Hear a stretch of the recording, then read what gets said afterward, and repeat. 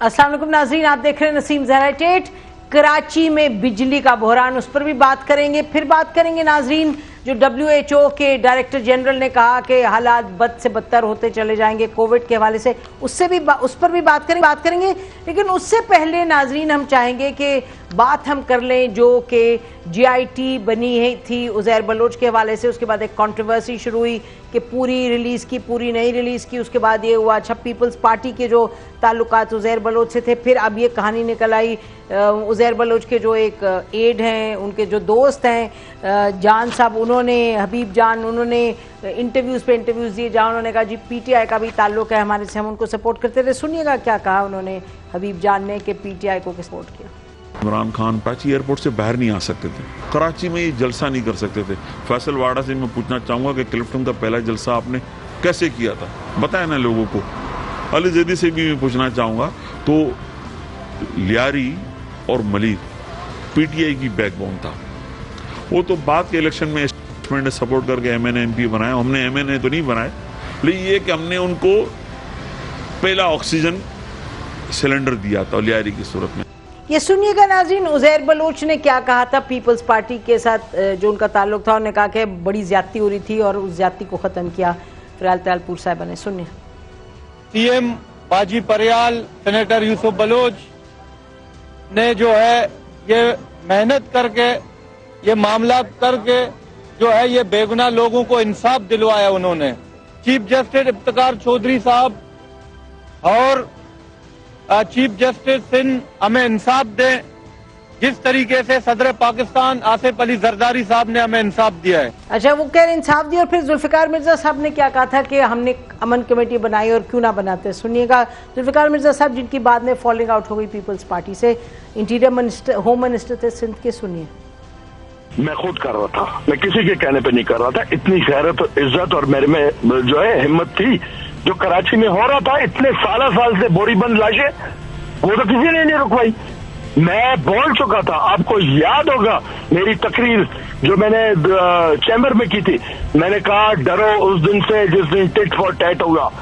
याद है आपको? देखें, जब गवर्नमेंट इनएफिशिएंट हो, करप्ट हो, तो लोगों को हम छोड़ देंगे? मारे बदमाश मार दे, क्रिमिनल मार दे, मर्डरर्स मार दे उनको। कोई चल के अगर मेरे घर आएगा, मेरी इज्जत आबरू लूटने के लिए, मेरी जान लेने के लिए, मैं I will not care.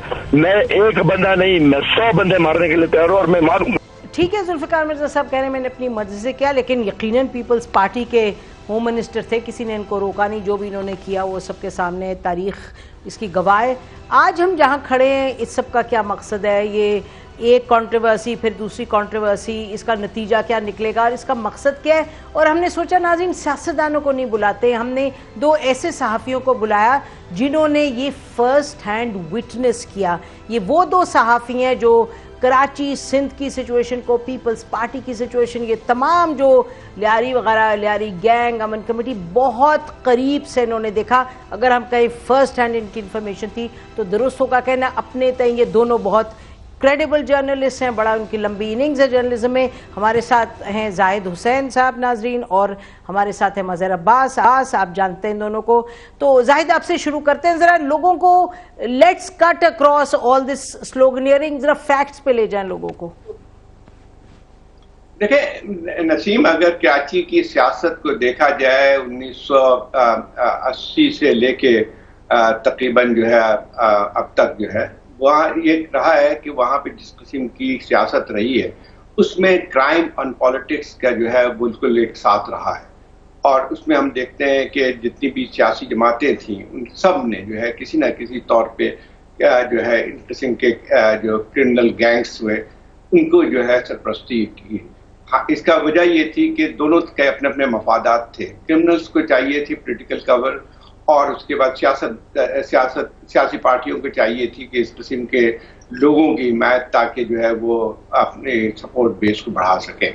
Lyari खास तौर पे इस चीज़ में बहुत ज़्यादा था मुलव्विस, क्योंकि लियारी में एक लिहाज से देखा जाए तो वहाँ पे पीपल्स पार्टी का असर भी रहा था। वहाँ पे जो है वो बहुत सारे और मसले मसाइल थे, गुर्बत थी हर जगह और चीज़ें भी थी। तो उसकी वजह से ये था कि वहाँ इस किस्म के गैंग्स उभरे और उनको उभरने के साथ साथ तो हमें बहुत साफ नजर आता है कि मुख्तलिफ सियासी पार्टियों का भी रोल रहा है।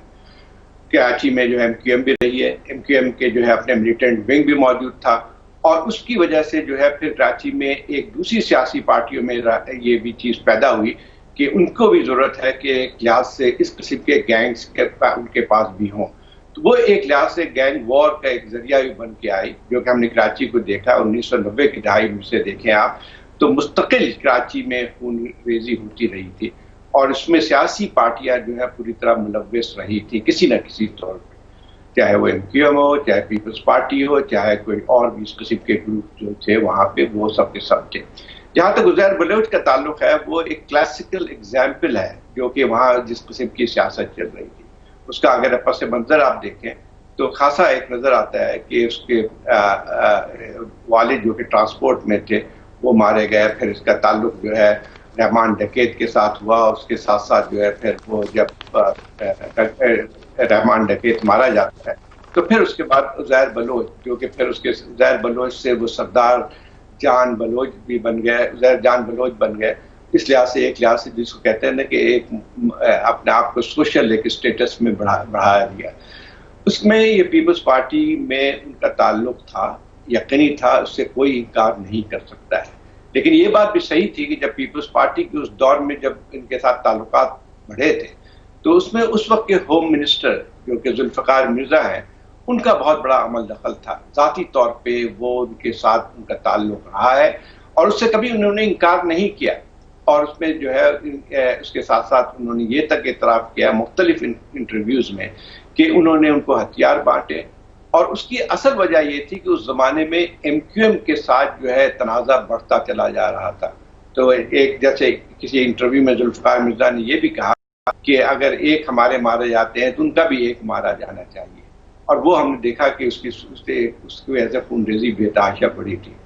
उसमें ये हमेशा होता है कि जब किसी आप इस किस्म के एलिमेंट को सरपरस्ती करते हैं तो उसके साथ अपने अपने मफादात भी रहते हैं, खींचातानी भी रहती है। यही हाल जो है उज़ैर बलोच के साथ भी हुआ। उनके साथ जो है पीपल्स पार्टी के ताल्लुकात बहुत गहरे थे, लेकिन एक वक्त वो भी आया तो था आप कह रहे पीपल्स पार्टी का, जाहिद आप कह रहे पीपल्स पार्टी का ये लिंक रहा। मुझे जरा चलने दें इनके पास, मजहर के पास। मजहर, अब ये देखें ना, पीपल्स पार्टी का तो एक इस्टेब्लिश था, ये हम साल से सुन रहे हैं। अब यकदम ये जो हसन जान खड़े हुए और अब हर जगह उनका इंटरव्यू आ रहे हैं और वो अब बात कर रहे हैं कि PTI को भी हमने सपोर्ट किया, तो ये आप लोगों के लिए एक नई चीज़ है या ये पहले से था, और इसका क्या इसकी क्या सिग्निफिकेंस है? क्योंकि PTI तो उस तरह से नहीं गई गैंग वॉर की तरफ। PTI तो इस तरह जो पॉलिटिक्स थी क्राइम वाली, उसमें तो कराची में इन्वॉल्व नहीं थी। येट ये क्या कह रहे हैं हबीब जान? मजहर।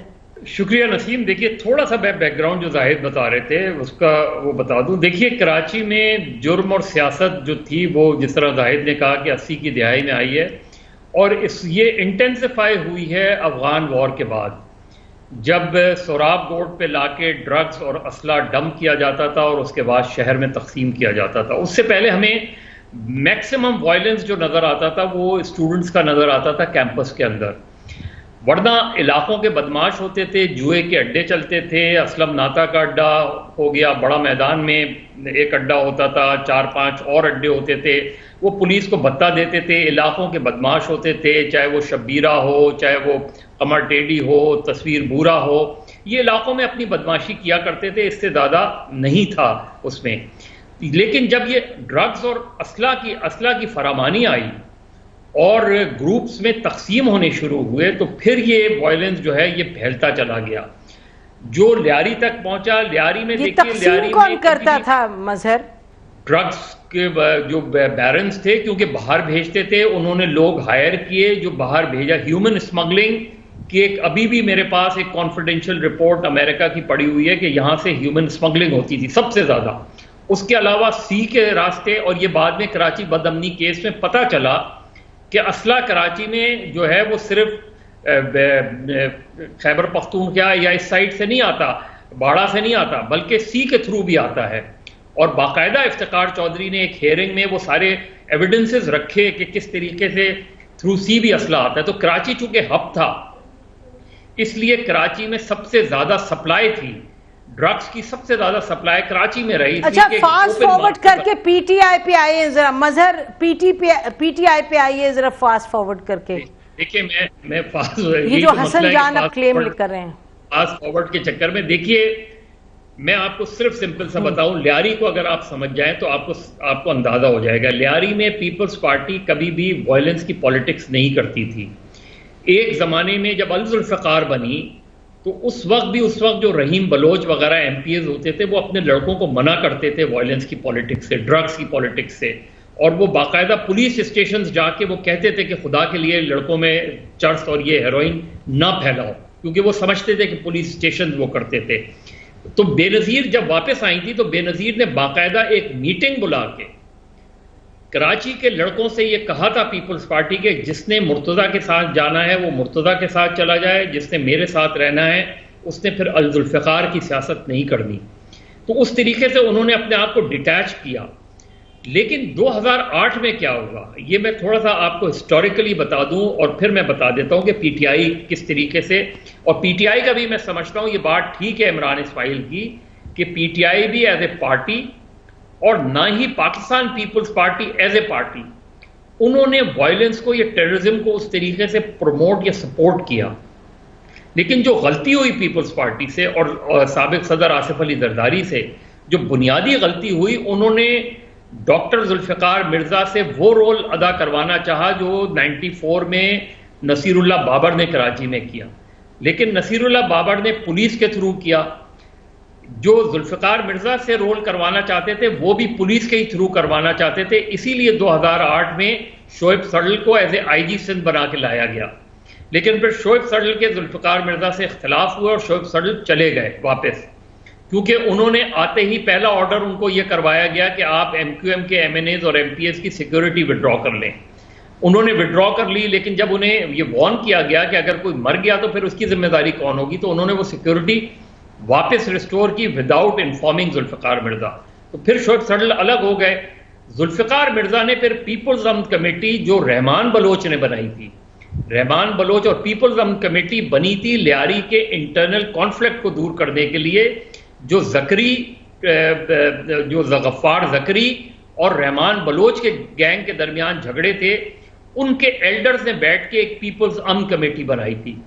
लेकिन रहमान बलोच ने जो है वो उसका अच्छा, मजहर आप बड़ी दिलचस्प गुफ्तगू कर रहे हैं, हमें ब्रेक लेनी पड़ेगी, आप इजाजत दें मुझे। नाज़रीन, हम ब्रेक लेते हैं, हम वापस इसी सब्जेक्ट पे आएंगे आफ्टर द ब्रेक।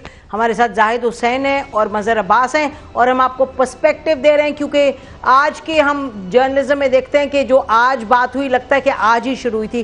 थोड़ा सा हिस्टोरिकल पर्सपेक्टिव देते हैं ताकि आपको क्लैरिटी आए। आजकल ये जो डिबेट चल रही है JIT किसकी है और उज़ैर बलोच किसके साथ है और क्या, और इसकी बैकग्राउंड क्या। स्टे विद अस।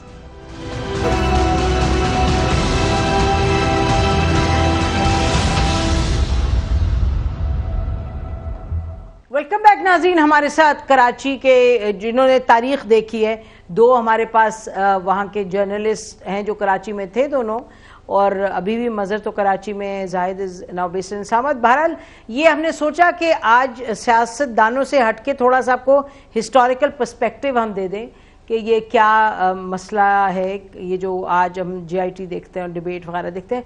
तो मज़हर, आप अभी बात कर रहे थे कि वहाँ आपने पूरे एक पर्सपेक्टिव दिया कि किस तरीके से लियारी में ये गैंग वॉर शुरू हुआ, किस तरह से बेनज़ीर साहब ने अपने आप को दूर रखा और फिर जरदारी साहब ने वो करने की कोशिश की जो कि जनरल नसरुल्लाह बाबर के साथ के थ्रू बेनज़ीर साहब ने कोशिश की कराची में लेके आए ज़रा थोड़ा सा अमन, लेकिन वो अमन नहीं आ पाया। आगे चलिए। देखिए, मैं रहमान बलोच का बता रहा था कि रहमान बलोच पाकिस्तान पीपल्स पार्टी के अहम आदमी थे। उन्होंने 2008 के इलेक्शंस में बड़ा रोल प्ले किया, लेकिन रहमान बलोच के इख्तलाफात हो गए थे नबील गबोल से। नबील गबोल वहाँ के MNA, रफ़ीक इंजीनियर मरहूम वहाँ के MPA। कहते ये हैं कि रहमान बलोच को जो मरवाने में या उनकी एक्स्ट्रा जुडिशल किलिंग हुई, उसकी मुखबरी जो है वो मुबैना तौर पे उज़ैर ने की थी, क्योंकि उज़ैर उस वक्त तक एक नॉन एंटिटी था। उज़ैर का कोई बहुत बड़ा रोल नहीं था, रहमान का बहुत बड़ा रोल था। तो रहमान जब मारा गया तो उसके बाद जुल्फ़िकार मिर्ज़ा का रोल बढ़ा और जुल्फ़िकार मिर्ज़ा ने फिर उज़ैर को सपोर्ट की और उज़ैर को पीपल्स अमन कमेटी का सदर बनाने में उसने बहुत अहम रोल किया। नबील गबोल ये समझे कि उज़ैर चूंकि नया नया है, लिहाजा उज़ैर उनकी बात मानेगा, उज़ैर सरेंडर कर देगा, लेकिन उज़ैर ने सरेंडर नहीं किया। तो उसकी वजह से नबील गबोल को फिर इस सिचुएशन में पाकिस्तान पीपल्स पार्टी छोड़ना पड़ी। MNA थे, जरदारी साहब को उन्होंने कहा कि आपने उज़ैर के थ्रू अगर लियारी में अमन कायम करना है तो लियारी में अमन कायम नहीं होगा। उस पर्सपेक्टिव में वो ठीक थे, लेकिन नबील गबोल के मुखालिफ हबीब जान और कम दूसरे लोग थे। ये शकूर शाद, हबीब जान, ये सब पीपल्स पार्टी के लोग थे और इन्होंने सिर्फ इस बुनियाद पे नबील गबोल की मुखालफत की थी कि नबील गबोल लियारी से इलेक्शन लड़ते हैं लेकिन वो लियारी में रहते नहीं हैं, लिहाजा लियारी में लियारी के रहने वाले को जो है वो टिकट दिया जाए। इवन जफर बलोच जो मारा गया उज़ैर के साथियों में से था, वो पीपल्स पार्टी डिस्ट्रिक्ट साउथ का सदर या जनरल सेक्रेटरी था और हबीब जान वगैरह भी ओहदेदार पीपल्स पार्टी के रहे हैं। तो पीपल्स पार्टी ने लियारी गैंग से अपने आप को दूर रखा, लेकिन उज़ैर को जब जुल्फ़िकार मिर्ज़ा ने सपोर्ट की और न सिर्फ सपोर्ट की बल्कि बाकायदा उनको मजीद असला और ये किया, तो लियारी में एक स्केयर फैल गया।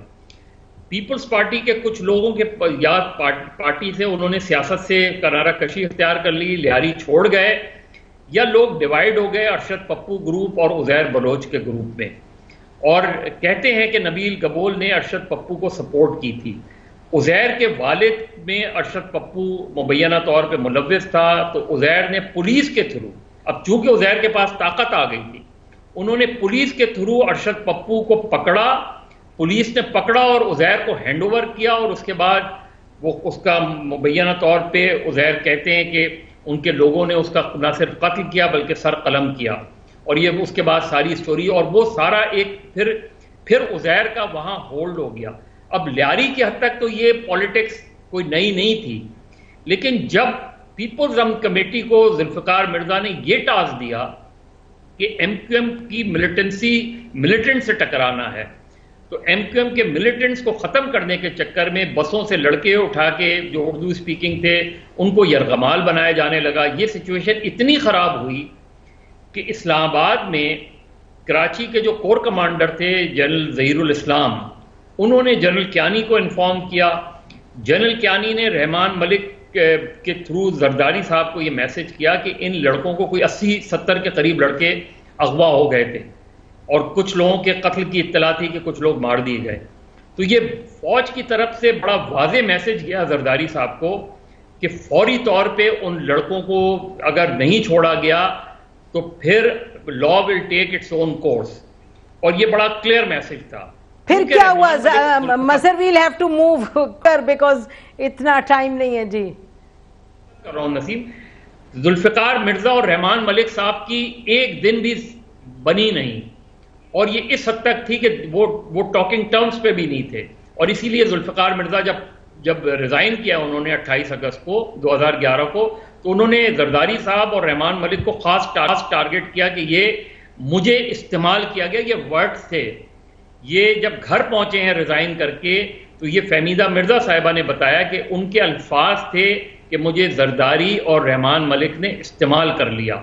और उसके बाद जब जुल्फ़िकार उज़ैर बलोच वगैरह भी अलग हुए, तो फिर हबीब जान और दूसरे लोगों ने, चूंकि वो पीपल्स पार्टी के मुखालिफ हो गए थे, तो उनके लिए एक पार्टी PTI नजर आई, क्योंकि नून लीग का उतना असर रसूख नहीं था।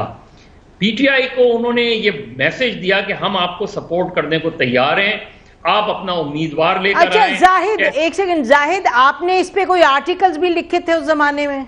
नहीं, हाँ, बाद में जब उज़ैर बलोच PTI बता रहे हैं वो बिल्कुल ये सही है। देखिए, जब ये इस किस्म के जो पीपल्स पार्टी के साथ एक लिहाज से इख्तिलाफ बढ़े, तो फिर उसके बाद उज़ैर बलोच ने दूसरी पार्टीज की तरफ भी देखना शुरू किया, या दूसरी पार्टी ने भी उनको अप्रोच करना शुरू किया। देखिए, वहां पे इसकी अच्छी खासी एक ताकत थी, एक सियासी वजूद भी था इनका, और उसमें PMLN के लीडरों ने भी मुलाकात की थी उसके, और उसके साथ साथ जो है ये जैसे मजहर बता रहे हैं कि PTI वालों का भी एक जमाने में इसका झुकाव हुआ था।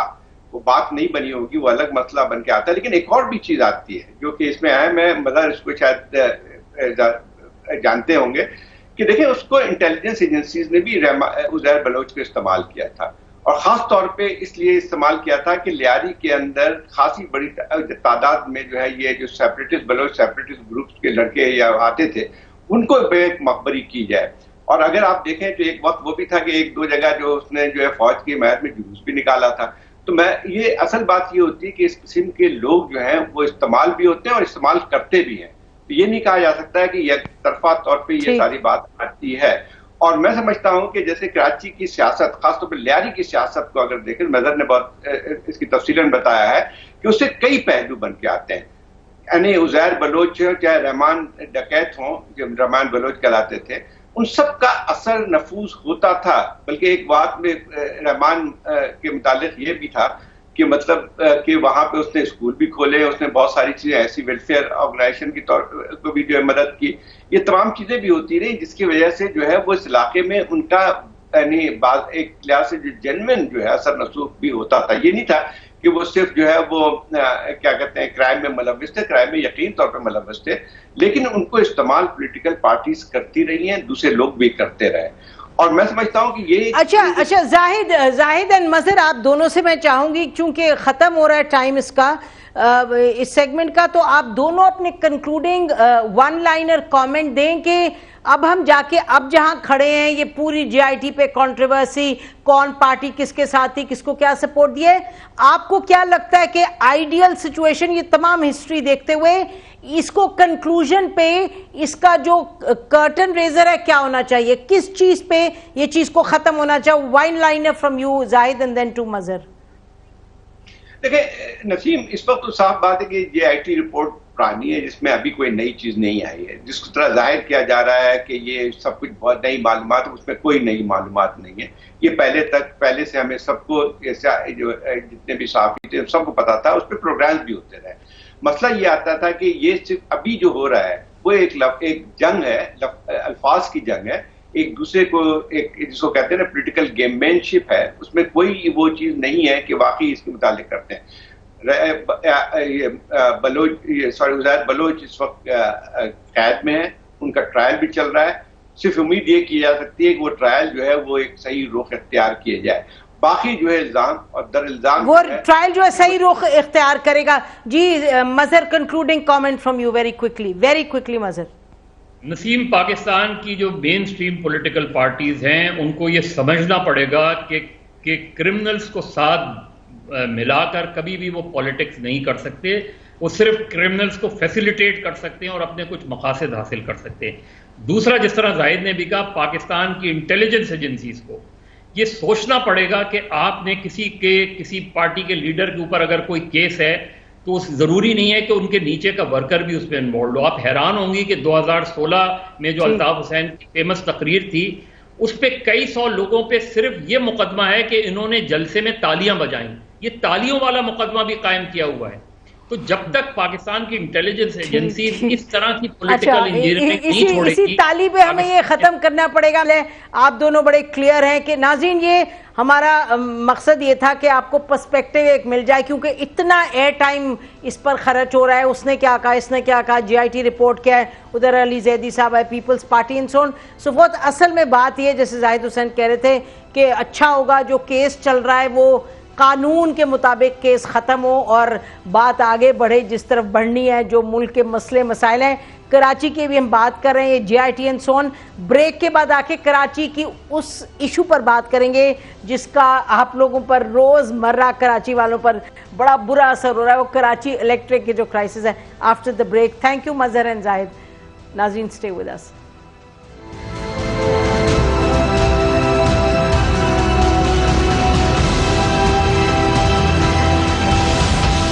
वेलकम बैक नाजरीन। अगर आपने देखना है कि गवर्नेंस का कि हुकूमत जिस तरह चलती है, जिस तरह इदारे चलते हैं, उसमें एक बिल्कुल कंप्लीट मैसअप आपने देखना है तो देख लीजिएगा कि कराची में क्या हो रहा है। कराची इलेक्ट्रिक ने आज नहीं हफ्तों से बिजली का जो सप्लाई है उसमें बहुत बड़ा मसला है। कराची इलेक्ट्रिक है वो कहते हैं जी हमारे डिमांड इतनी ज़्यादा हो गई है और हमें तेल नहीं मिल रहा, फर्नेस ऑयल नहीं मिल रहा और हमें गैस नहीं मिल रही, इस वजह से हम और कैनप जो है वो भी सप्लाई नहीं करा बिजली, इसलिए शॉर्टफॉल है। अच्छा, नेपरा वाले कह रहे हैं कि जी इनको हैंडल करना चाहिए, पावर वाले कह रहे हैं मिनिस्ट्री ऑफ पावर हम इनको फर्नेस ऑयल दे रहे हैं और साथ सुई सदन गैस कह रहे हैं हम इनको दे रहे हैं गैस। और मज़े की बात यह है कि पीटीआई के जो वहाँ कराची में हैं लीडरशिप है वो कह रही जी हम स्ट्राइक पे जा रहे हैं, हम तो धरना करेंगे कि ये बिजली नहीं आ रही ठीक, कराची इलेक्ट्रिक नहीं दे रहा। और जो सिंध गवर्नमेंट है वो कह रही जी हम जाएंगे, हम इनके खिलाफ प्रोटेस्ट करेंगे। कोई एक शख्स है वो पिटिशन लेके सिंध हाई कोर्ट चले गए, सिंध हाई कोर्ट ने कहा अच्छा जरा आप थोड़ी दिनों के बाद आएँ। तो मतलब एक खिचड़ी बनी हुई है और कोई समझ नहीं आती। प्राइम मिनिस्टर हर दूसरे दिन इस पर मीटिंग करते हैं, कोशिश करते हैं कि जी अच्छा इसका हल लेके आएँ। फिर उन्होंने अपने जो मोस्ट ट्रस्टेड लेफ्टिनेंट है उन्होंने असद उमर साहब को कहा, कराची में जब वो गए तो उन्होंने वहाँ जाके बातचीत की और उन्होंने ये कहा कि जी अब ये ख़त्म होगा मसला, और उन्होंने ये कहा कि अगर मसला ख़त्म नहीं होगा तो फिर हम टेक ओवर कर लेंगे। आप कराची के अवाम के मसाइल बिजली के ताल्लुक से हल नहीं कर पाएंगे तो हम दूसरी तरफ नहीं देखेंगे, कानून की पूरी ताकत इस्तेमाल करेंगे ताकि कराची के अवाम के साथ ज्यादती न हो। हमारे साथ मौजूद हैं नाजरीन हलीम आदिल शेख, पीटीआई के लीडर हैं सिंध में। बहुत शुक्रिया हलीम शेख साहब आपने हमें ज्वाइन किया। और फ़ारूक सलीम साहब, डॉक्टर फ़ारूक सलीम जो हैं बड़ी जानी पहचानी शख्सियत है, इन इशूज़ पे उनकी बड़ी नज़र होती है। तो हलीम शेख साहब, हुकूमत भी आपकी है, मिनिस्ट्री भी आपकी है जिसने फर्नेस ऑयल देना है, सुई गैस भी है, वो भी आपके कंट्रोल में है, और आप कह रहे हैं कि हम स्ट्राइक पे चले जाएंगे। तो मामला क्या है? मैं चाहूंगा कि थोड़ा सा अगर मैं एक रिकॉर्ड को ठीक करने के लिए और मामले को समझाने के लिए अपने एंगल से, अल्टीमेटली आपको तो पता ही होगा, लेकिन जो नॉट टू लॉन्ग, लेकिन फरमाइए। जी अच्छा, अल्टीमेटली देखिए बात यह है कि ये 2004-5 में प्राइवेटाइज हुई, फिर 2009 में जाके इसको अबराज को दिया जाता है।